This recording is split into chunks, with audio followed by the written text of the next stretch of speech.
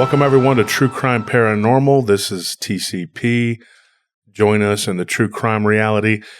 I say that because on Paranormal Roundtable, we say PRT, join us in the real reality. And that's so it's kind of a play on that. It's PRT, TCP. So that's my little thing there. What PRT is, for those who are interested, is Paranormal Roundtable. That's our show, and we are on Sunday nights. We retell people's encounters that they send us, and that is on Sunday. We do that also on Wednesday. Tuesday night is the Patreon, and the Patreon we do Bigfoot and the Nature of Reality one week, and then we drop a pre-record another week, which can be anything from aliens, ghosts, Bigfoot, werewolves, whatever, you name it.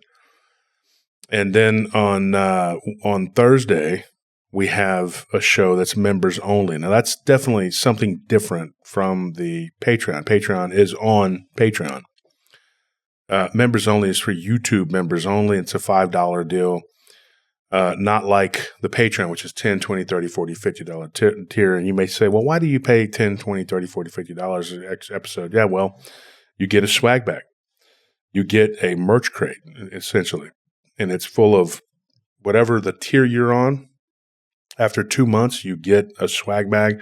And then it's every 6 months after that, you get an updated box of goodies. And so that is what that is. It is not an actual bag. I had somebody get one the other day and they're like, I didn't get a bag. And he actually messaged me. He was just confused. And he's like, I thought y'all had like a PRT bag. I said, well, we do have bags that have the PRT logo on them. We used to give those away. But it's not what it comes in. We have to ship it in a box. So it's a crate, a merch crate. So sorry about that, Zach, and just, give you a shout out there. Zach's a good guy. But here's the thing. When you're joining up with the Patreon, remember, it is not on YouTube. You will not find it on YouTube. It is on the Patreon. It is on Patreon. That's their own system. So that's what that is. And you'll get a show every week, but you'll also get one every Thursday, and it alternates, like I said, between the live and then the pre-record. The live streams are interactive, and a lot of people like them. But sadly, I can't do one every night, so we alternate. And then you have Friday, and Friday is with a guest. We always have a guest on Paranormal Roundtable, and they'll talk about all these other subjects that we just talked about. And then on Saturday is True Crime Paranormal, and that is on this channel. Now, we do have other channels. We have the Random Files, where we talk about all kinds of different stuff, and it really is just random files. And then the Real Random Files, which is on Rumble, and it is called The Real Random Files, and we talk about some pretty heavy stuff on there, and a lot of geopolitics, things like that. And you'll laugh, believe me. We try to be humorous, and then we have our other project, which is Nellie's Dead Zone Transmissions. I've done a live stream on there. We're going to start doing live streams every couple of weeks on there. And that is her channel, where she retells different people's encounters. They're usually short, between 5 and 10 to 12 minutes. So like and subscribe, Dead Zone Transmission, the Real Random Files on Rumble, and then, of course, True Crime Paranormal. Paranormal Roundtable, all of these different channels. We're on YouTube and Rumble. Go and like and subscribe to both. It help us out immensely. And we're on Spotify. And then we have, Random Files on YouTube, and then True Crime Paranormal. Please like and subscribe. It helps us to do all the things that we do in the PRT universe. Here's the thing people need to understand too. Okay. I've had a lot of people kind of get confused about this too. We have multiple channels. They're not all the same.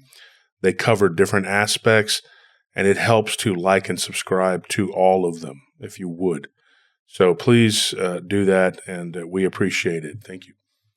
So that being said, let's get into it. So when we left off, we were talking about Son of Sam, and we were talking about who and what he was. His name was David Berkowitz. And he was a serial killer that held, over the course of 2 years, it was about a little over a year-long killing spree. But like Rain, you said, that the first people he killed was in 1975. And he did it with a hunting knife. And then there was this pause, I guess, right? He didn't start killing people again until 1976. Yes, the first murder involving the gun, the .44 caliber, was in July 29th of 1976. Donna Loria and Jody Valenti. Jody Valenti survived, but Donna Loria died. She was only 18 years old. She was a nursing student. She was going to go to college to become a nurse. And that was in 76. Yes, in the Bronx. Did he ever say in any of the interviews or anything that you've picked up? Also, side note, interesting, the gun that he used was called a Bulldog. Yes, a Charter Arms Bulldog revolver. 44. Mm-hmm. So it's interesting because he did this, and that's a very powerful weapon. I mean, if you hit somebody with it, it's gonna get them. So it's amazing that she survived. Oh yeah. So he kills this one woman. There were two girls, right? They were young. Okay. He kills one of these two girls in 75. Why so? Did it ever say why so long between him starting the shootings and the stabbing? Not that I came across. It sounds like he just didn't like how personal the knife felt. And like I said, with the couple, as I mentioned in the last episode, that he came across, it's like once there was that interaction, it's like it was harder for him to dehumanize him. So, and Rain mentioned this too, it seems like he really was fighting something. Not that it excused anything he did, but still, it definitely feels like he had at least one or multiple attachments. And of course, if you're involved in a satanic cult, that's just a given that you're going to be dealing with that. And there's still a debate about whether he was or wasn't. The interesting though, I mean, like I'm just curious about how because you see this with serial killers. I guess Dahmer would be a good case in point. Like he killed someone when he was like 18, and then he went a spat where he didn't do anything, and then he started doing it really prolifically, doing it like when he was in his apartment in Milwaukee. Thus the nickname Milwaukee Monster. But why? I wondered though, did say why it took him like another year before he started doing the killings? Well, he actually had went to go visit a friend of his down in Texas. They went to go see a movie called Taxi Driver with Robert De Niro. That is a weird thing too, because it was called Taxi. I mean, I remember it being called Taxi because I remember there was a show that came out a couple years after that called Taxi, and it had like Danny DeVito and what's the guy from Who's the Boss? Tony Danza. He was in it, and it was like a funny show. But the Taxi Driver was like a brutal. The guy, Robert De Niro's character, he had like a mohawk, and it was like this gritty. New York in the 70s was so horrible. I mean, it was just junkies everywhere, and it was just the urban decay was clear. It was clear, and so it's weird to me that he goes to Texas to watch a movie about New York City, where he's from. Then that's where he gets the idea to go and become a lunatic. So if you don't know the premise of the movie, the main character was Travis Bickle. That doesn't sound like a tough guy, But I guess he decides he's going to clean up the city. So he shaves his head into a mohawk, and it says here the key aspects of Taxi Driver. If you look it up, the character Travis Bickle is a disturbed insomniac loner whose paranoia drives him to quote unquote clean up the city, ultimately targeting a presidential candidate and later a pimp to save a 12-year-old who became a lady of the night. And you're sitting there going like, good grief, dude. Yeah, well, that's pretty, and Jodie Foster's in it as Iris, and Sybil Shepherd is Betsy, and Harvey Keitel is Sport, and Peter Boyle as Wizard. So those are some pretty big name actors in the movie there. And it is weird. It has some iconic lines in it, and it's just, and even the heading is like Robert De Niro delivers an iconic performance as Travis Bickle. That didn't sound like a tough guy's name, but it's a Martin Scorsese film from 1976. So you think that, and this is a question for you, Rain and Maddie. What do you think? You think that he killed a girl, but it was too personal. So then he goes to Texas, of course, and then he finds his way. I'm going to do this. I'm going to be Robert De Niro as Mr. Bickle, and I'm going to go out and I'm going to shoot people. but he's not cleaning up the city. He's just killing innocent people who are nothing like the people that Mr. Travis Bickle kills in Taxi. And you think he got the idea from that? Well, that would speak to that means that maybe he wasn't involved in a satanic cult. Maybe he's just a Looney Tune who wanted to just be somebody, and so and that's how he did what he did. What are your thoughts on that, Rain? Well, from a young age, when he did join the military, he wanted to be a hero. He volunteered as a firefighter. So he also said he wanted to have a family when he got home. But it seems like the choices that he was making was leading him down this darker path. So there is evidence that he was researching and into Satanism. So with that and spiritual openings that he had, instead of him watching that movie and being like, oh, I want to be a hero and clean up the city, whatever attachment he had, warped it and twisted it and decided in a sick, twisted way that he was going to clean up the city by unaliving couples that were being promiscuous. What is your take on it, Madeline? Yeah, so I agree with Rain. I feel like he was just someone who wanted to feel important, wanted to be valued or looked up to. And people like that, when you have this idea of how you envision life being like Berkowitz did, like he thought he was going to go off and come back a war hero. That didn't happen. He got stationed at a demilitarized zone and just ended up partying with his fellow soldiers off base and getting into drugs. Gets back, everybody else has moved on with their lives, getting married, having families. His dad was retired and left New York to move down to Florida, I believe. So, and he was just kind of there. Obviously, he didn't have any successful relationships, so his whole dream of wanting to get married, have children, that didn't go anywhere. So I think that just over time built up resentment for him, in addition to what he already had, like finding out the circumstances of his adoption, losing his adopted mother who he was close to. Just so many things he wanted for himself weren't panning out how he wanted. And, it was easy for him to just fall into, obviously, a bad crowd and be driven to do the things that he did. One of the interesting things about this guy too, and it's not lost on me that this pop culture that at the time, like the movie, had a strong and profound influence over him. And he, when you have art imitating life and then life imitating art, like in a circle, you have this whole thing with Marchosias, who we're talking about, how he's like this wolf-headed entity, right? And he's one of the 72 archons. I call them archons. They're not technically, they're not really demons. Demons come from a different lineage. They come from the Watchers. And if you read the Book of Jubilees and you read the Book of Enoch, I suggest people go and check those out. You will know what I'm talking about. Enoch is very much the long version of Genesis 6, giants in the earth in those days. When you start to go down that rabbit hole, it's pretty deep. And so you got to really hang on.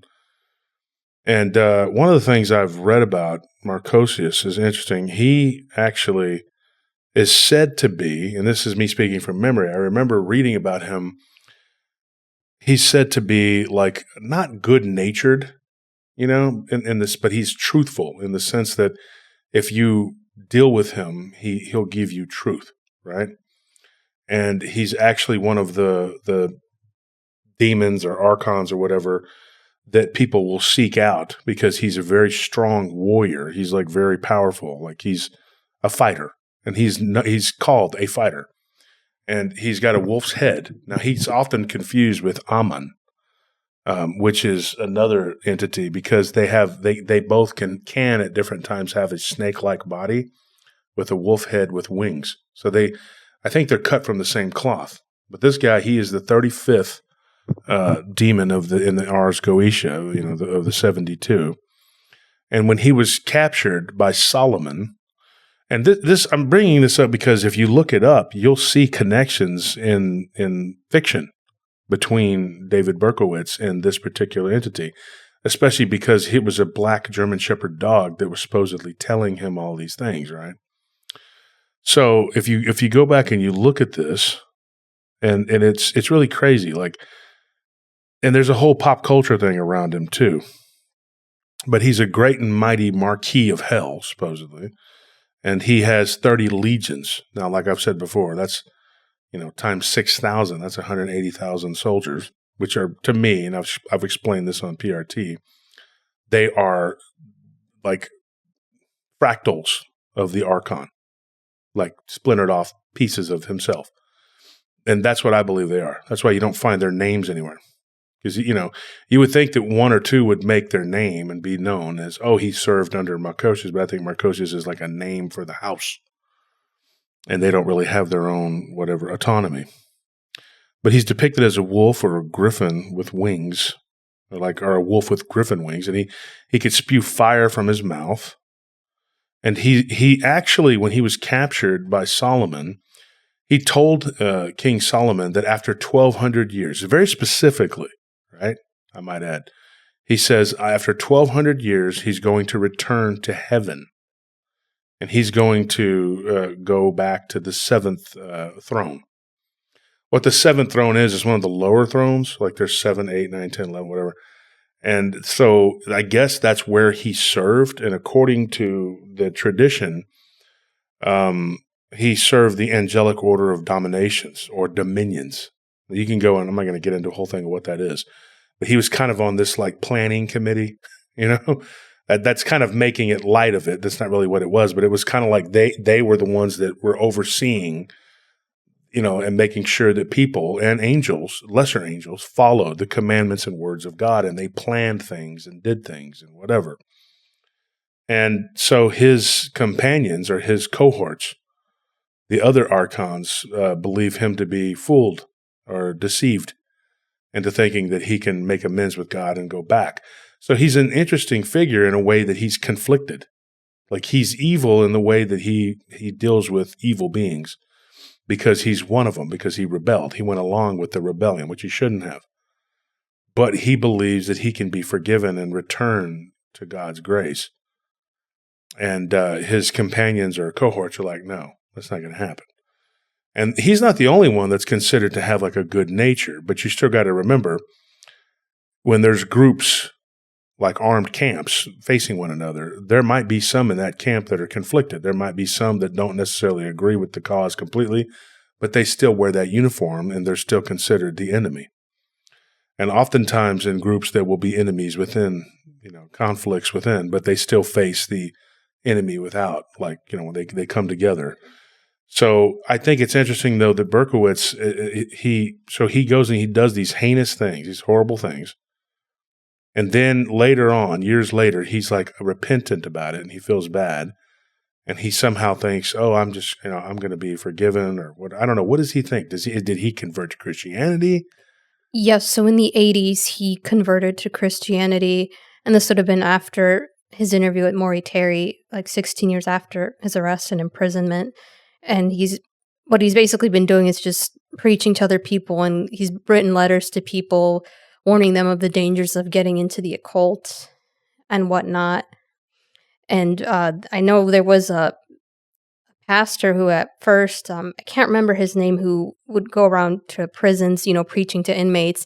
And he obviously had heard about Berkowitz. And the first time he wrote to Berkowitz wrote back basically telling him, like, if I ever get out of here and I see you, I'm going to kill you. So he was kind of like, all right, I'm going to hold off on the letters. And then eventually later, Berkowitz would end up converting and became very close with that pastor.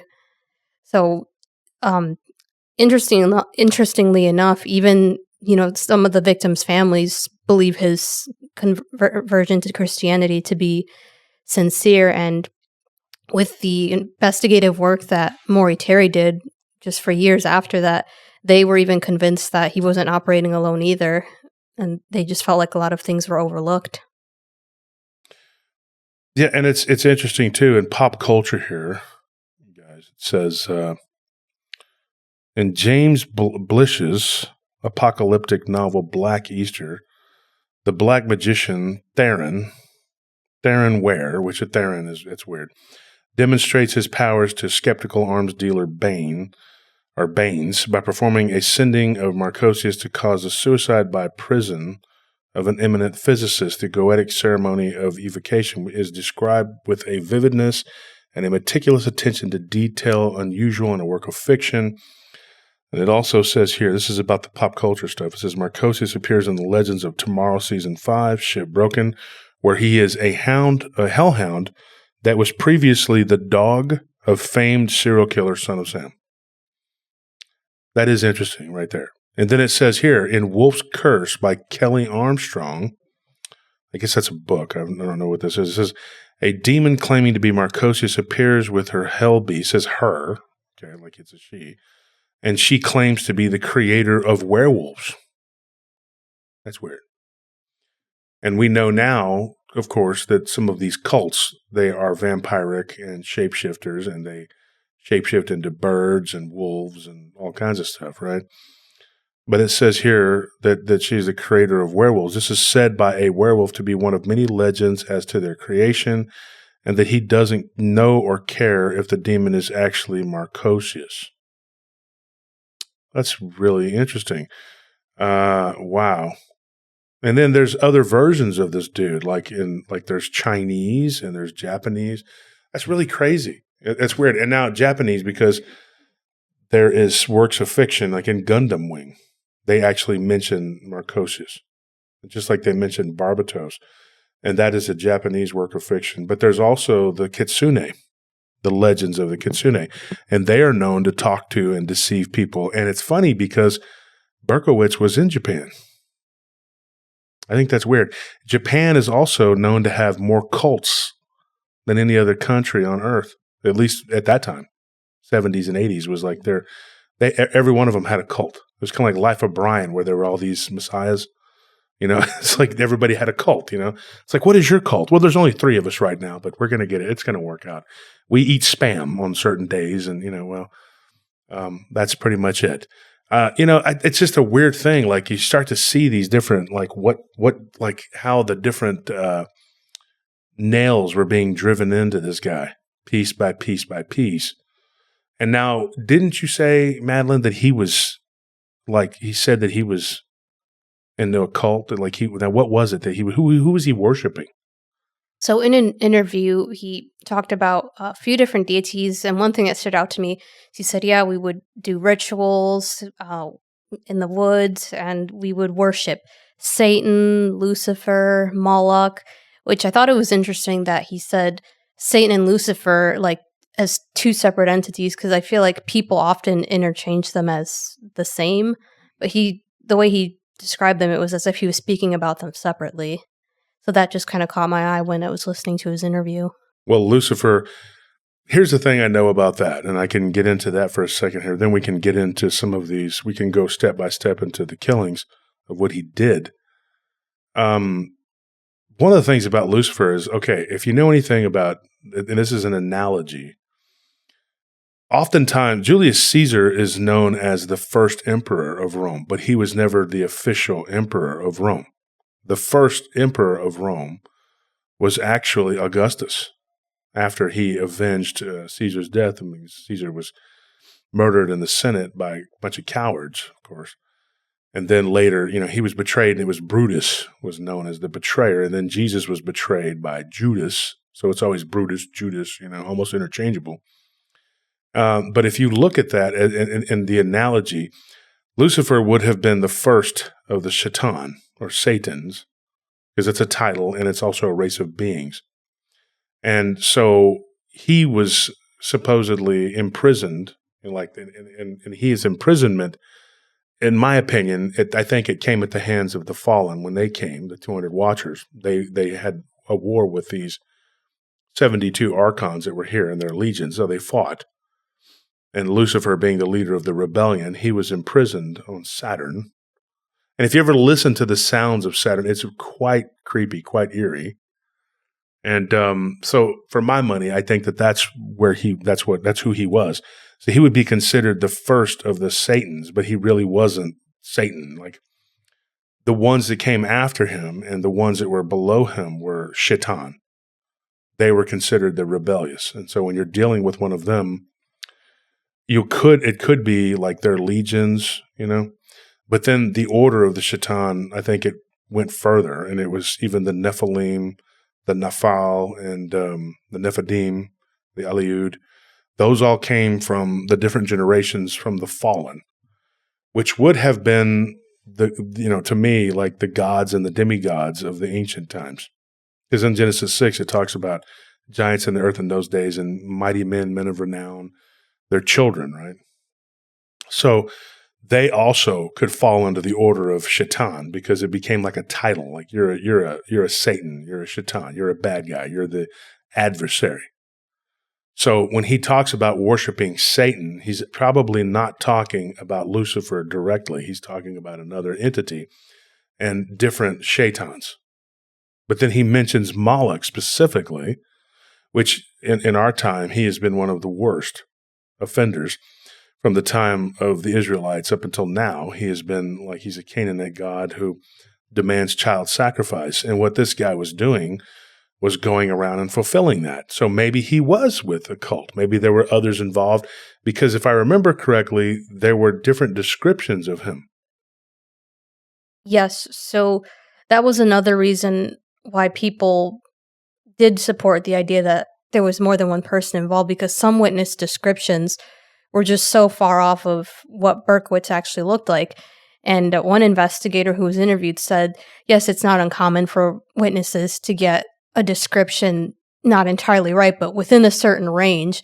Like you'd see descriptions of like guys with a completely different facial structure and like straight hair or blonde curly hair. And so a few of the witness sketch descriptions actually fit the Carr brothers, John and Michael, which again, she would later say that they were involved in this cult.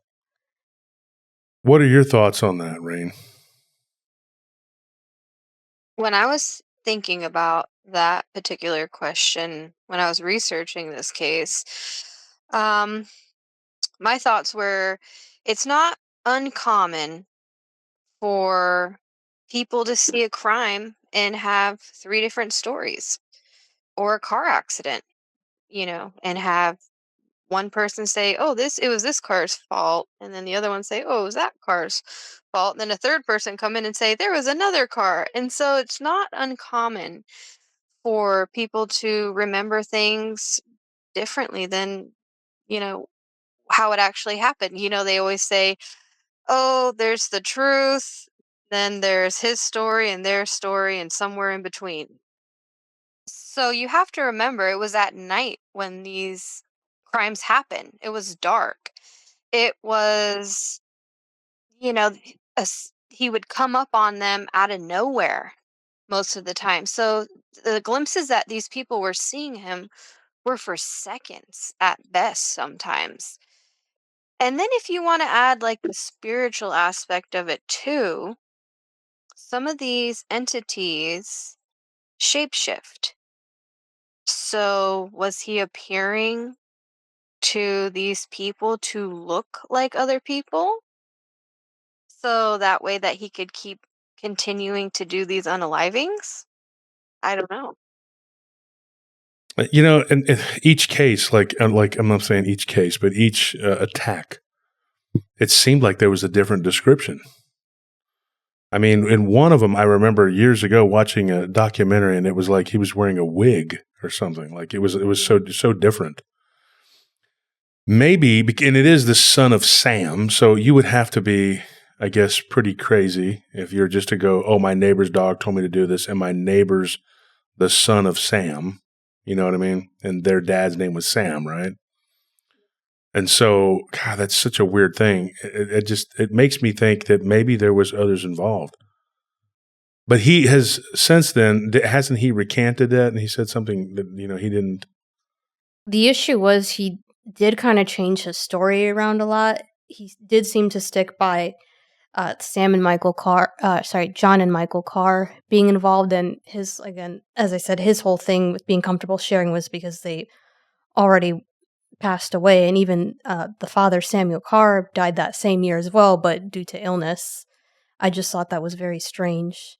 And interestingly enough, the way David Berkowitz was caught was because of a parking ticket near the scene of the crime of one of the shootings, and police didn't even really peg him as a suspect. They just wanted to question him because they thought, okay, this could be someone who could give us information. So they called the Yonkers PD, and when they got on the line with dispatch asking about getting connected to a David Berkowitz, the person on the line was none other than Wheat Carr, the daughter of Sam Carr. And when they said that name, she was like, "That lunatic, he shot my dad's dog. Let me tell you about him." Wait, he shot the dog? Yes, he did. But the creepy thing about it was the dog did not die. Oh. Okay, yeah, I remember this. Go ahead and tell us about that.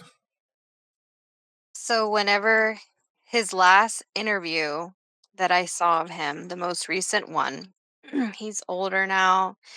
He's bald. He kind of comes off like a normal person. He says that the other inmates don't really recognize him anymore, that his hysteria from his crime has gone down. So, like, a lot of the inmates, unless they ask, don't even know who he is anymore. He's just existing in prison and writing and reaching out to other prisoners about his Christian beliefs. And that is one thing that when he did his interview, he sounded really disturbed by, was he had mentioned that he tried to unalive the dog and it didn't die. And so I don't know if he tried to unalive the dog because of the barking and he just wanted some peace, or did he try to unalive the dog in some way that he was trying to control these urges? Because he was saying that the dog, Harvey, which would be the son of Sam, Sam Carr's dog, was the one telling him that he had to feed him with this blood of these women and these victims, and he was thirsty, and he saw the dog as an entity that was telling him and coercing him to do all these crimes. Was he ever diagnosed as like a schizophrenic or anything at all? No. Like, they Wow. found No. him mentally competent to stand trial, and just when you listen to him in the interviews, he's very well spoken, just like you said, very normal. And one thing I thought was interesting, given that he was friends with John and Michael Carr, who were allegedly in this cult with him, there was a Yonkers detective who interviewed people around the neighborhood after Berkowitz was arrested to kind of get some information on the Carr family. And allegedly, Sam Carr wasn't very well liked. Apparently, he was this extremely strict and religious person. He was abusive to his sons.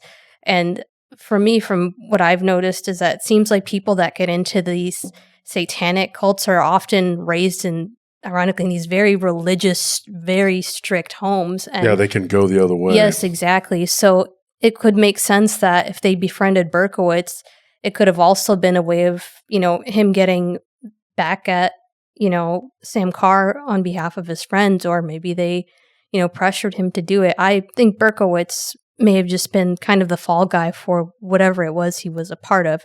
Not to say that he didn't commit these shootings, but the fact that he just so willingly went down, Mhm. Can we do a timeline of these shit? Like so the first one was it was in 75, and then there was the first stabbing, yes. the stabbing, and then there was this break. Like he took a little break and he went to Texas only to watch a movie about Robert De Niro, which probably make anybody want to go do something. And then he goes and he watches this lunatic driving around New York, Travis Bickle, right? This fictional guy. And he's probably, the name sounds about as tough as what Robert De Niro really is. And so he actually goes out and starts a killing spree, right? And then, because he sees, this character do it, this fictional character.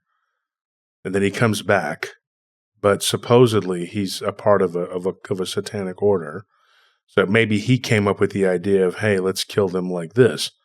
And what if there were more people involved and they used guns to unalive these people, and they each had just the one gun, right?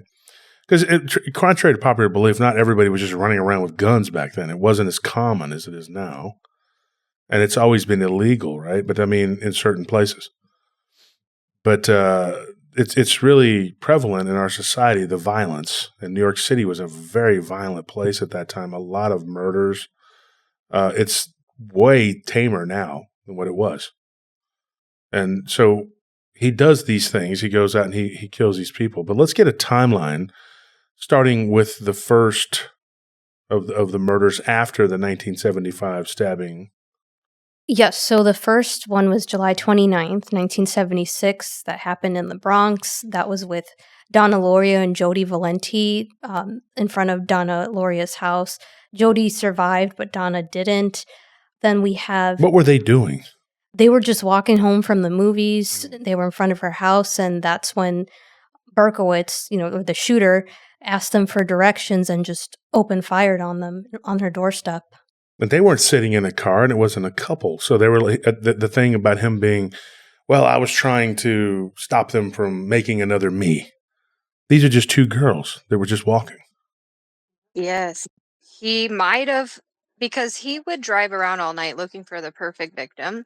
So maybe that particular night he couldn't find anybody that he thought he could get away with it, and so he chose those two at first. Because that was another thing in one of the interviews, was he was saying, when he was going with the whole I'm in a satanic cult, we're all doing this, he was saying they would do these killings and these ritualistic unalivings around particular holidays that were around the occult or moon cycles. So that could have been why he had to do that, sacrifice that particular night. I'm not sure. But what a sad thing that these two young girls, her parents heard the gunshot. And to imagine the parents going outside and seeing their daughter like that. He shot Jody in the thigh because she was trying to run away. And he got scared, he said in an interview, and he ran off before anybody could get a really good glimpse at him. But one thing she did see was he put the weapon back in a paper bag. And so the next one, what happened? So the next one was in October 23rd, 1976. So that was with Carl De Niro and Rose. Oh, wait. So he did one in late July. Mm-hmm. And then there wasn't anything else in the summer? Yeah, that's the order I have the murders in. You're correct. Wow. So they call it the summer of Sam, but it was only one killing. Yeah. Well, I think, because you did ask that question last week, so I think the reason why they call it the Summer of Sam is because you have to understand, there was so many crimes going on, the police had no idea that these were connected yet. And so it wasn't until a ballistics expert was able to take the large bullet from the large weapon and compare it from a fragment from one of the victim's skulls to another crime scene that they found a connection. And so then they didn't even let the public know at first because they didn't want to scare people. But then when the crimes started happening more often, that's when they went to the public and they called him the 44 caliber killer. And so at that time, it would have been next summer when they let the public know.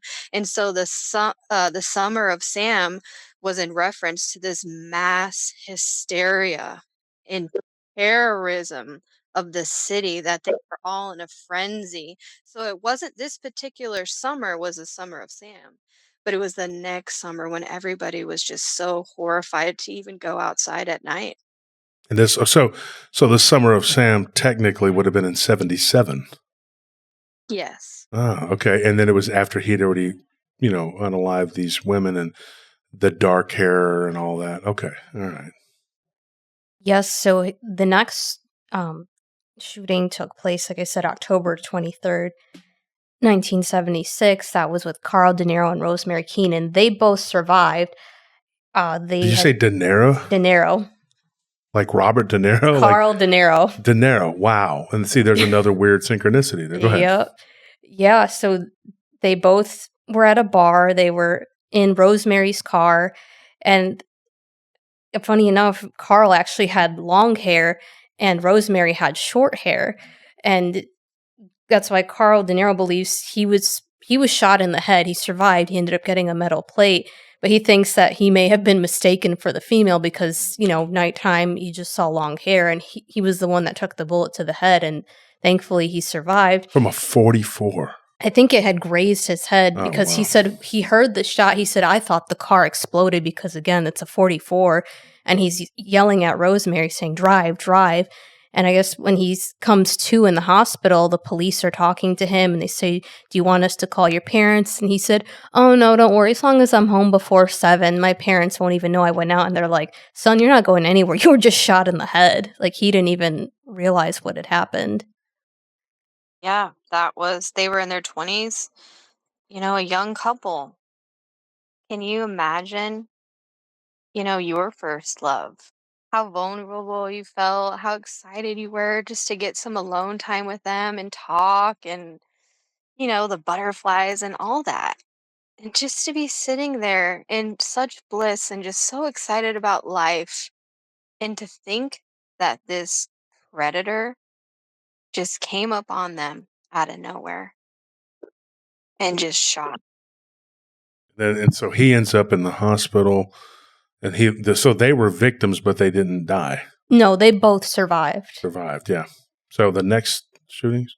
So the next one was November 27th of that same year. This was with Joanne Lamino and Donna DeMasi. They both... A lot of Italians. Yes, a lot of Italians. What part of the city was he doing this? This was he targeted primarily the Bronx and Queens. So those areas. So Donna DeMasio, they both survived, but Joanne Lamino, she was actually shot in the spine, and that left her paralyzed. So she had a lot of long-term complications from that. This was actually near their house. So he had pulled out a gun and fired at both of them in close range. And the sad thing is she died in 2024. She was about 65, so not very old, but... Gee, she lived until recently. Yeah, recently, but unfortunately, you get your spinal cord severed from a bullet. She had so many complications after that, as you could imagine. She's paralyzed, a lot of reoccurring infections. Her brother described her as someone very fun-loving and outgoing. He said, my sister Joanne loved to dance, so, being that young and being told you're not going to be able to walk ever again was just very devastating to her. But he said he described her as just a fighter, and she still powered through it. But like I said, even with the people who survived, it's not just the physical injuries, it's the trauma as well. Yeah. With just, you think you're fine just sitting in your car or going out or just going for a walk, and he just targeted these people, and the fact that there seemed to be no rhyme or reason was why people were in such fears. They just didn't know who this was or when he would strike or where. Yeah, this one in particular was actually during the day. And They were just hanging out on their stoop, high school girls. Joanne was 18 and Donna was 16. I thought they were in a car. So this one in particular, they weren't in a car. So that was the other thing. There's another case as well as we go through this that wasn't in a car. Most of them were, which is what made it kind of hard for people to, pinpoint when he was going to strike. And these are the people that survived. Sorry, but these people that survived, they're the ones that gave varying descriptions. Yes, as well as people in the area. The neighbor on this particular one saw him and said he was a blonde man. He approached the women in full combat uniform. So probably he put on his uniform from when he was in the service. And before they knew it, 16 and 18-year-olds, their life had changed forever. And what about the next one in chronological order here?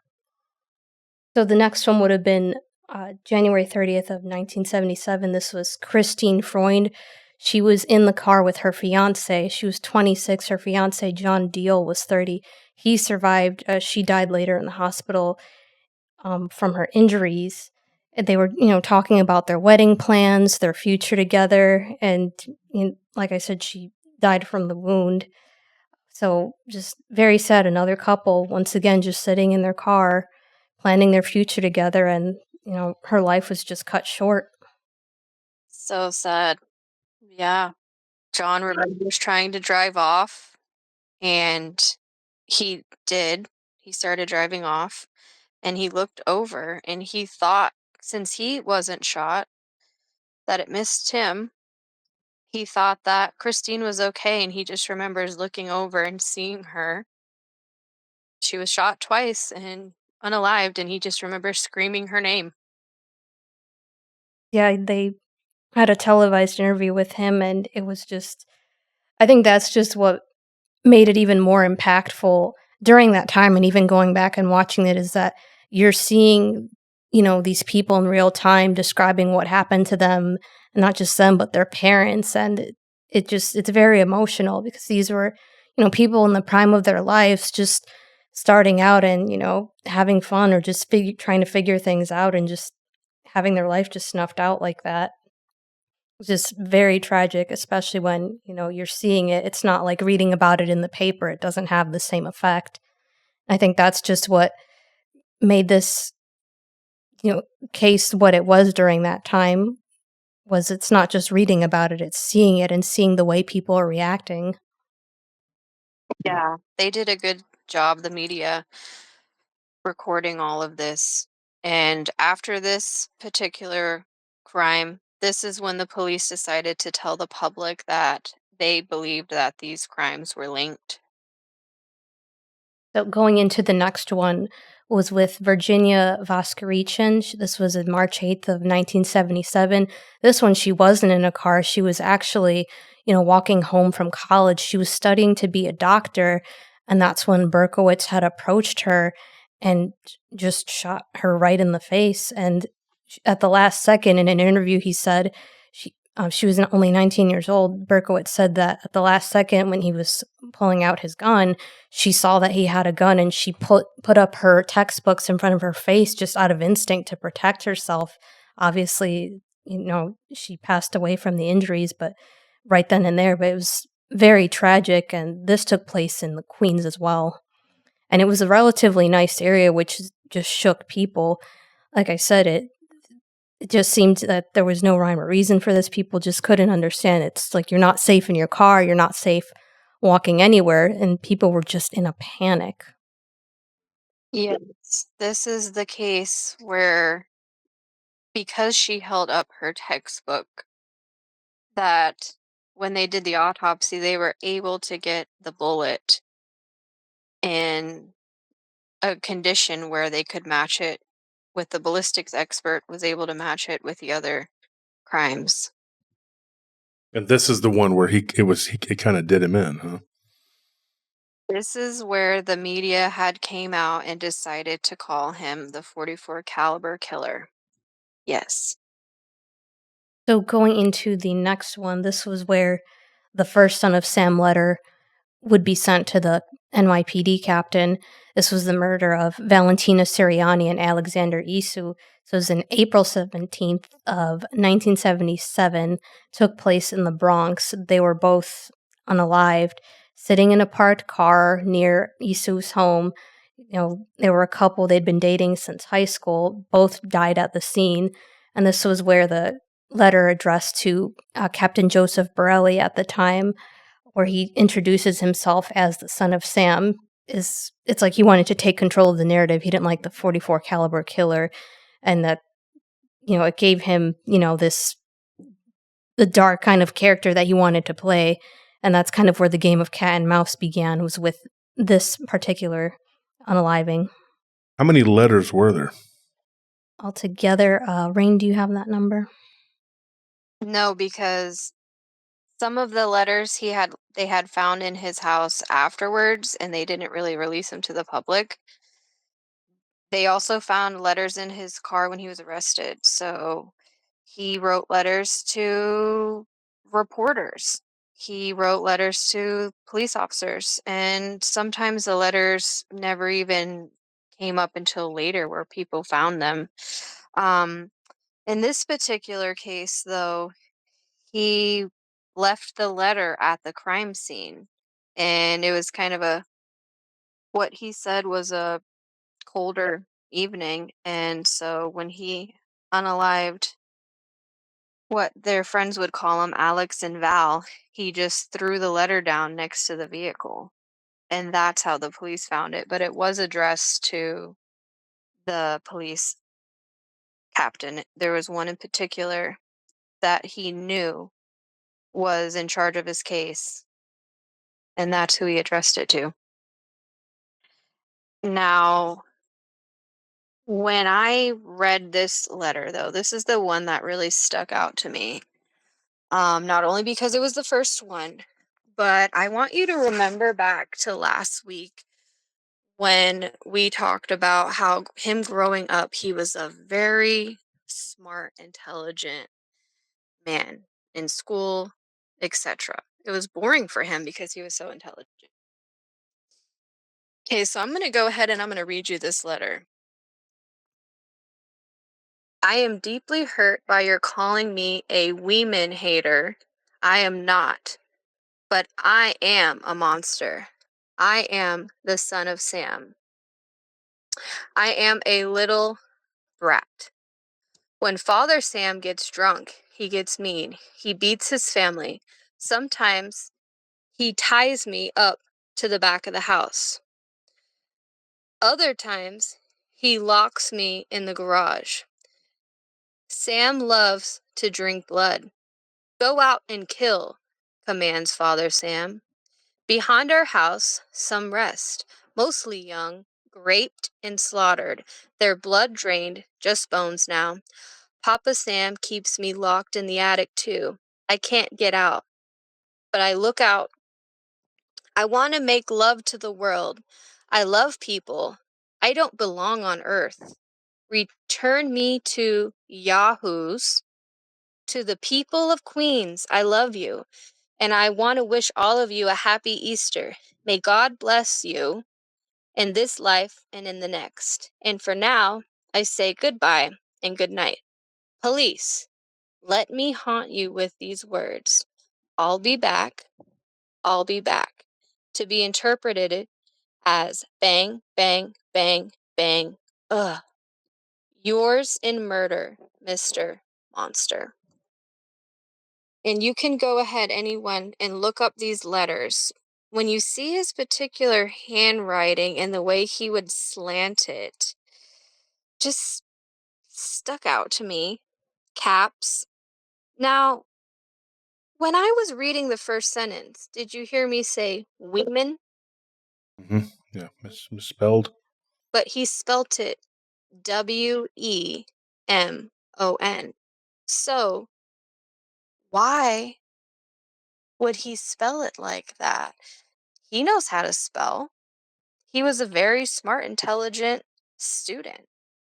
So then I started asking myself when I was reading through this, could this be him being possessed and the demon wrote this letter? The Archon wrote this letter. That's why the spelling's wrong.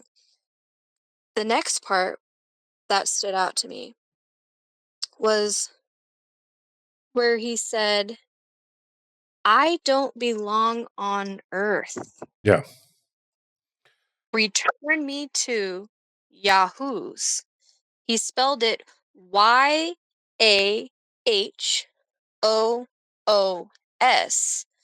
But if you look at the word Yahoo, kind of sounds like that similar too. YUAH, meaning my God. So returning me to my God. And that was what stuck out to me. The demon writing this letter was saying he loves the people. It's just Well, it's just a lot to unpack here. well, look at Marchosias. We already talked about him, and he says that he's going to. He tells Solomon, "I'm going to return after 1,200 years." His plan was to return to the seventh throne of heaven, and that is where he once sat on the council of the dominions of the the heavenly council of dominions, and it's said that he's deceiving himself into believing that he can return to heaven. So I think that's really weird that you bring up that letter, and that is what Marchosias's plan is one day I'm going to return to heaven. He's either demented, deranged, whatever, or he believes that he really can make it back to heaven and be in God's grace. Or maybe he just has a longing to go back to heaven because he says, I don't belong here. And that is what he told Solomon, basically, is that this isn't permanent for me. Earth, you have to understand something about the Shaitan, or Satan's. When they were defeated in the war in heaven and they were cast down, this became their prison. This isn't somewhere they wanted to be. This is just where they were. And so they made the best of it and started taking over, this place. Then they fought another war, I believe. This is my opinion on this, and I've studied this, and I think they've fallen. And they became the Titans. And then their leader, Lucifer, was imprisoned on Saturn as Kronos. But I believe that that's probably the case. And then people, they say, well, they were imprisoned in Tartarus, because they lost the war or whatever. But either way, we don't know 100%. But when they were summoned by Solomon, this is what he said, Marchosias. And so that's interesting that he writes his letter, and then you make the connection that this could be the Archon saying this, writing this, and return to Yahweh's, Yahweh, God. Interesting. That's just an interesting thing. I don't know. It's weird. It's a weird thing. How many other killings were there, Maddie? So there were two more. So then a few months later, June 26 of 1977, involved Sal Lupo and Judy Placido. Sal was 20, Judy was 17. Both survived. They were leaving a disco, sitting in their parked car, talking, and they heard what they thought was firecrackers, and then they realized they were being shot at, and obviously they drove off, went to the hospital. Thankfully, both survived. But that was the second to last shooting. Now, the last one, this was the final murder. Leading up to this, police were worried, and people were talking about how it was almost the 1-year anniversary of the first Son of Sam shooting. Police were everywhere. They even had police undercover, with one of them wearing a wig, sitting in parked cars, just waiting for him to strike so they could catch him. But nothing happened. No show. Nothing. So then people kind of were like, okay, they kind of breathed easy, like, all right, well, maybe he's, done, or who knows. So that's what they were expecting. Then a few days later, July 31st, 1977, Stacy Moskowitz and Robert Violente were going on a date. Robert Violente, at the time, he was 20, Stacy was 20. He had just met Stacy a week prior, described her as a very sweet, very nice girl. He was excited to go on a date with her. And as he was leaving, he lived with his parents, his mother, she was very concerned. And she said, son, be very careful out there.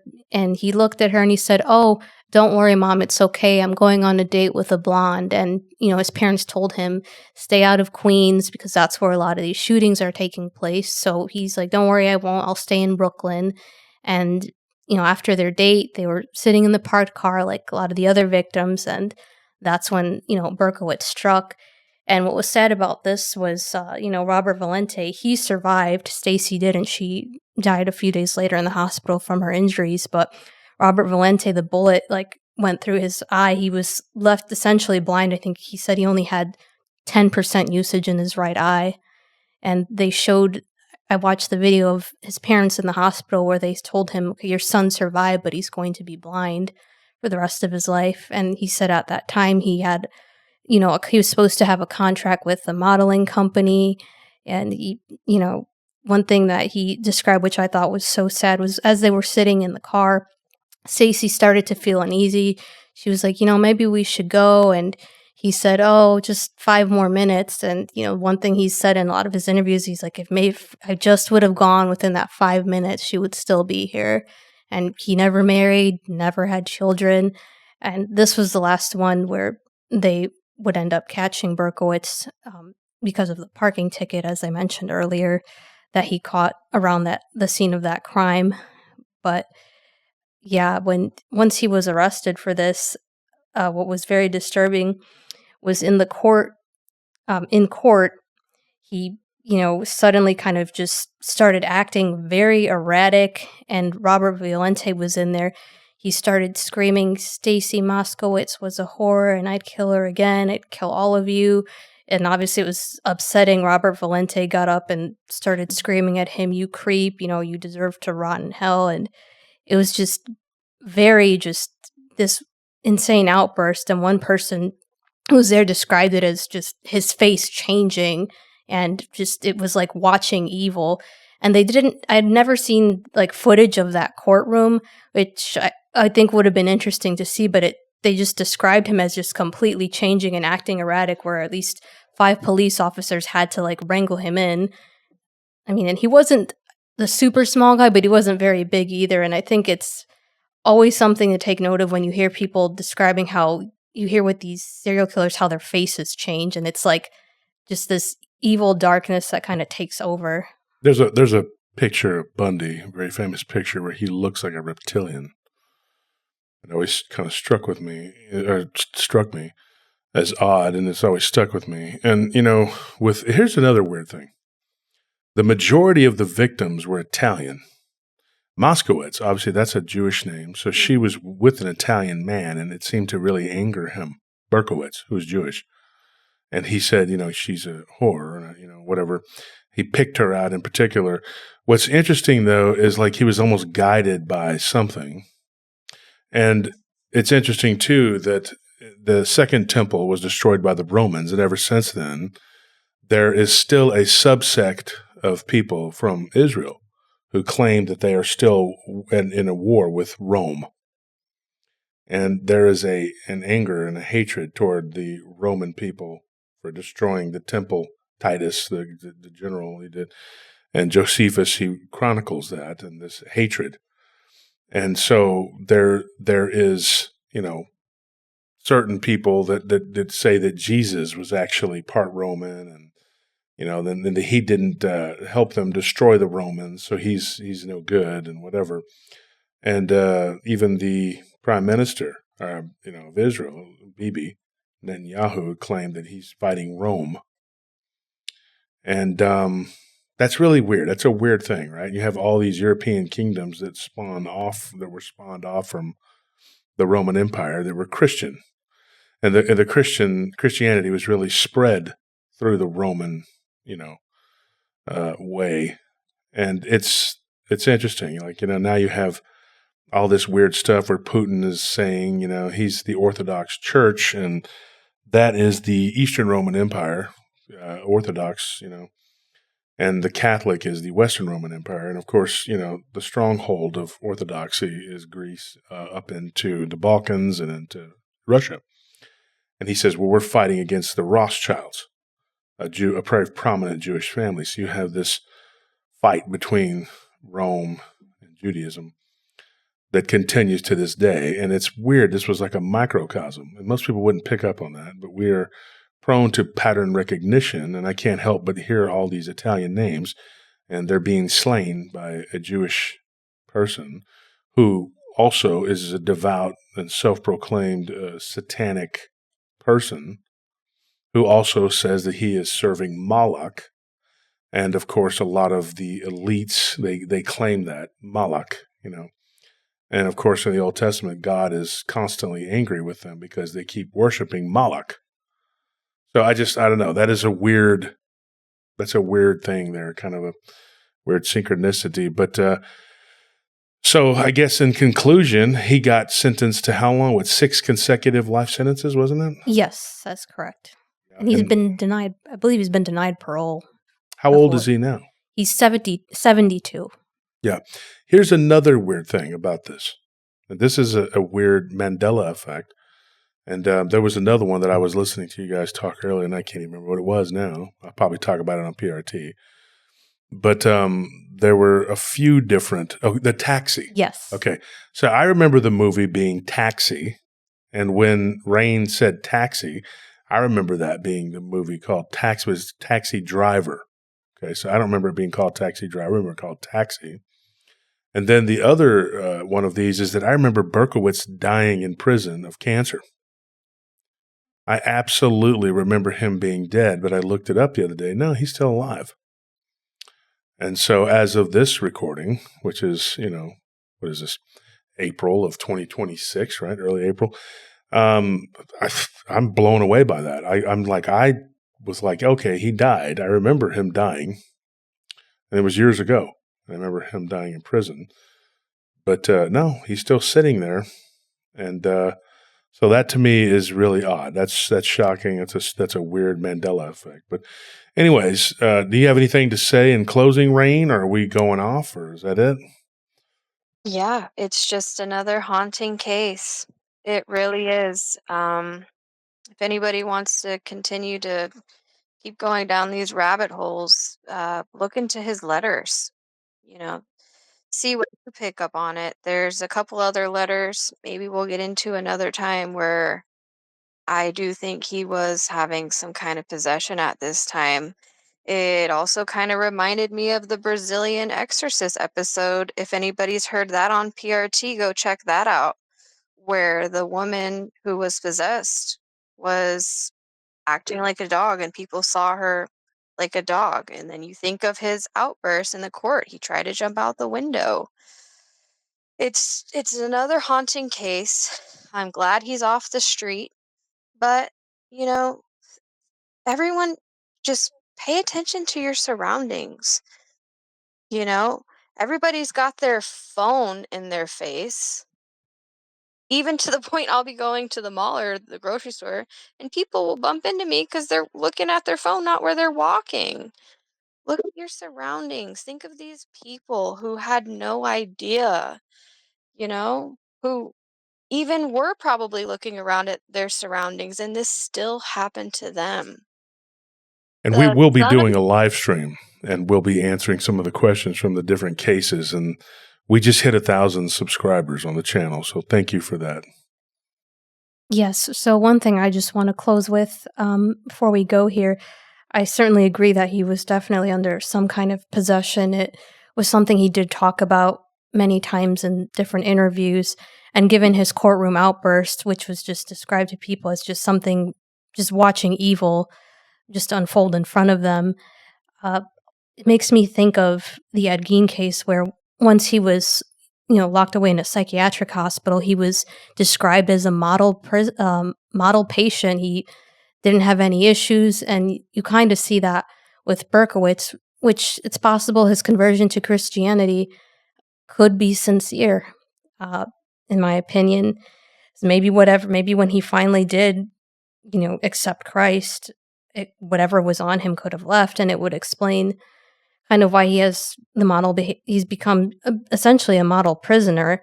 I mean, he understands that he's not getting out, so he's using his time for something productive, which is warning people of the dangers of getting involved into this type of stuff. So, like I said, as Yes. far as his sincerity, it could be real. We don't know. That's between him and God, but we can only hope that he uses what little time he has left on earth to at least send that message out to other people and to just avoid getting involved in this type of stuff.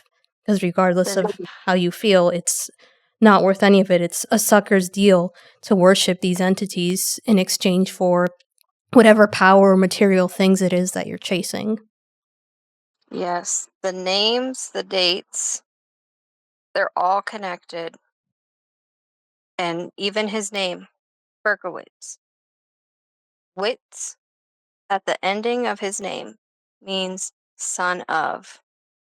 So I'll leave you guys with that. But thank you, Madeline. You did a great job.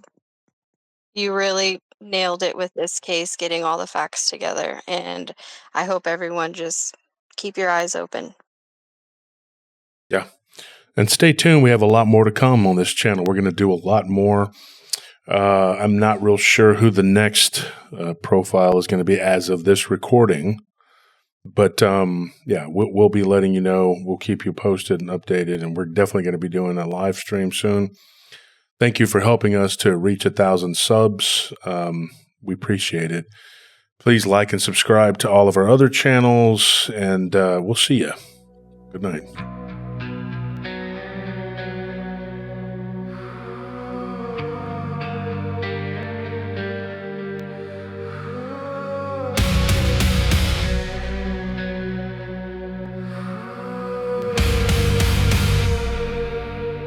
Dark deeds, footsteps in the weeds. A body not breathing, not breathing. What overtook them? I hear the voices crying from the other side. The pain whispered like a slow tide.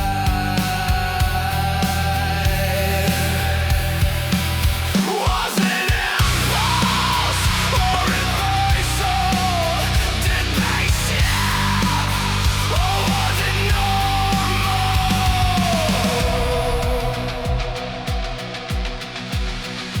What was done in the dark will be brought to the light. A murder at midnight. At midnight, never gave up the fight, but in the end they went toward the light. A mile mark, a sign, a midnight crime, a quiet grave, a life taken away. Was it impulse or rehearsal? Did they snap or was it normal? Captured and tried, a criminal mind, thinking the body's no one to find. The darkness of a serial killer's mind as the gavel comes down. Guilty that you're found. Was it impulse or rehearsal? Did they snap or was it normal?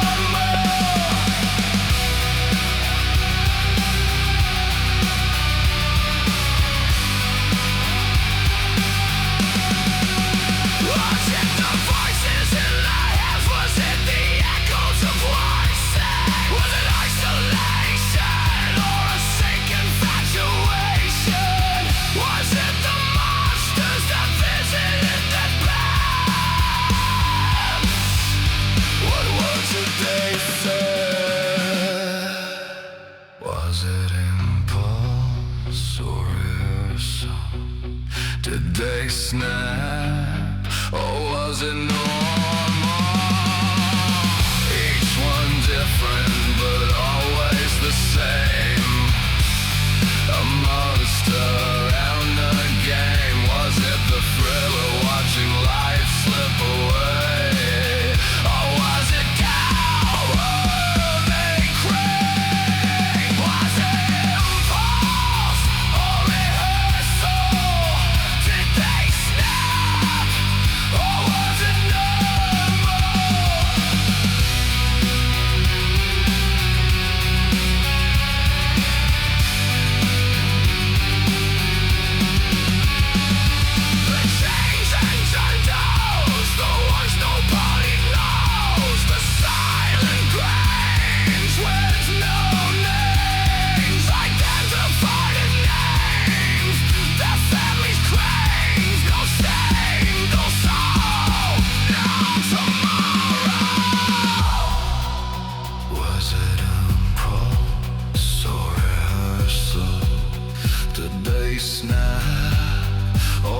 signal.